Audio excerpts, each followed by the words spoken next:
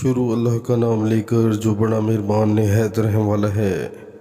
رسول اللہ صلی اللہ علیہ وآلہ وسلم نے ایک آدمی کو دیکھا کہ الگ کھڑا ہوا ہے اور لوگوں کے ساتھ نماز میں شریک نہیں ہو رہا ہے۔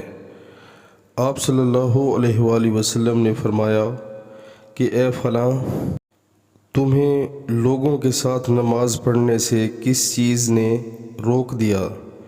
اس نے عرض کی، یا رسول اللہ، مجھے غسل کی ضرورت ہو گئی اور پانی نہیں ہے۔ آپ صلی اللہ علیہ وآلہ وسلم نے فرمایا، پھر تم کو پاک مٹی سے تیمم کرنا ضروری تھا، پس وہ تمہارے لیے کافی ہوتا۔